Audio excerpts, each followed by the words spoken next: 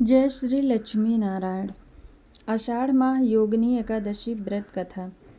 युधिष्ठिर ने पूछा, वासुदेव, आषाढ़ के कृष्ण पक्ष में जो एकादशी होती है उसका नाम बताइए, कृपया उसका वर्णन कीजिए। भगवान श्री कृष्ण बोले, नृपश्रेष्ठ, आषाढ़ के कृष्ण पक्ष की एकादशी का नाम योगिनी है। यह बड़े बड़े पातकों का नाश करने वाली, संसार सागर में डूबे हुए प्राणियों के लिए यह सनातन नौका के समान है। तीनों लोकों में यह सारभूत व्रत है।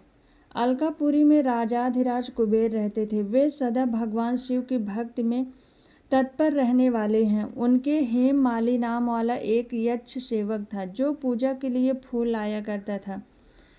हेममाली की पत्नी बड़ी सुंदरी थी, उसका नाम विशालाक्षी था। वह यक्ष काम पाश में आबद्ध होकर सदा अपनी पत्नी में आसक्त रहता था। एक दिन की बात है, हेममाली मानसरोवर से फूल लाकर अपने घर में ही ठहर गया और पत्नी के प्रेम का रसास्वादन करने लगा।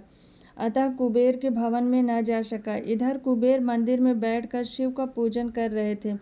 उन्होंने दोपहर तक फूल आने की प्रतीक्षा की। जब पूजा का समय व्यतीत हो गया तो यक्षराज ने कुपित होकर सेवकों से पूछा, यक्षों, दुरात्मा हेममाली क्यों नहीं आ रहा है? इस बात का पता तो लगाओ। यक्षों ने कहा, राजन, वह तो पत्नी की कामना में आसक्त हो अपनी इच्छा के अनुसार घर में ही रमण कर रहा है। उनकी बात सुनकर कुबेर क्रोध में भर गए और तुरंत ही हेममाली को बुलवाया। देर हुई जानकर हेममाली के नेत्र भय से व्याकुल हो रहे थे। वह आकर कुबेर के सामने खड़ा हो गया। उसे देखकर कुबेर की आंखें क्रोध से लाल हो गई। वे बोले, ओ पापी, ओ दुष्ट, ओ दुराचारी, तूने भगवान की अवहेलना की है। अतः क्रोध से युक्त और अपनी उस प्रियतमा से विमुक्त होकर इस स्थान से भ्रष्ट होकर अन्यत्र चला जा। कुबेर के ऐसा कहने पर वह उस स्थान से नीचे गिर गया। उस समय उसके हृदय में महान दुख हो रहा था। कोढ़ों से सारा शरीर पीड़ित था, परंतु शिव पूजा के प्रभाव से उसकी स्मरण शक्ति लुप्त नहीं हुई थी। पातक से दबा होने पर भी वह अपने पूर्व कर्म को याद रखता था। तदंतर इधर उधर घूमता हुआ वह पर्वतों में श्रेष्ठ मेरुगिर के शिखर पर गया। वहां उसे तपस्या के पुंज मुनिवर मार्कंडेय जी का दर्शन हुआ।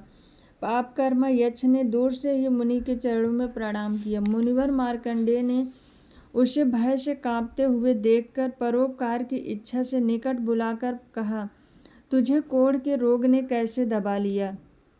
तू क्यों इतना अधिक निंदनीय जान पड़ता है? यक्ष बोला, मुने, मैं कुबेर का अनुचर हूँ। मेरा नाम हेममाली है। मैं प्रतिदिन मानसरोवर से फूल ले आकर शिव पूजा के समय कुबेर को दिया करता था। एक दिन पत्नी सहवास के सुख में फंस जाने के कारण मुझे समय का ज्ञान ही नहीं रहा। अतः राजाधिराज कुबेर ने कुपित होकर मुझे शाप दे दिया, जिससे मैं कोढ़ से आक्रांत होकर अपनी प्रियतमा से बिछुड़ गया। मुनि श्रेष्ठ, इस समय किसी शुभ कर्म के प्रभाव से मैं आपके निकट आ पहुंचा हूँ। संतों का चित्त स्वभावतः परोपकार में लगा रहता है। यह जानकर मुझ अपराधी को कर्तव्य का उपदेश दीजिए। मार्कंडेय जी ने कहा, तुमने यहाँ सच्ची बात कही है, असत्य भाषण नहीं किया है, इसीलिए मैं तुम्हें कल्याणप्रद व्रत का उपदेश देता हूँ। तुम आषाढ़ के कृष्ण पक्ष में योगिनी एकादशी का व्रत करो। इस व्रत के पुण्य से तुम्हारे कोढ़ निश्चय ही दूर हो जाएंगे। भगवान श्री कृष्ण कहते हैं, ऋषि के ये वचन सुनकर हेममाली दंड की भांति मुनि के चरणों में पड़ गया। मुनि ने उसे उठाया, इससे उसको बड़ा हर्ष हुआ। मार्कंडेय जी के उपदेश से उसने योगिनी एकादशी का व्रत किया, जिससे उसके शरीर के कोढ़ दूर हो गए। मुनि के कथनानुसार उस उत्तम व्रत का अनुष्ठान करने पर वह पूर्ण सुखी हो गया। नृपश्रेष्ठ, यह योगिनी का व्रत ऐसा ही बताया गया है। जो 88,000 ब्राह्मणों को भोजन कराता है, उसके समान ही फल उस मनुष्य को भी प्राप्त होता है जो योगिनी एकादशी का व्रत करता है। योगिनी महान पापों को शांत करने वाली और महान पुण्य प्रदान करने वाली है। इसके पढ़ने और सुनने से मनुष्य सब पापों से मुक्त हो जाता है। बोलो श्री हरि नारायण भगवान की जय।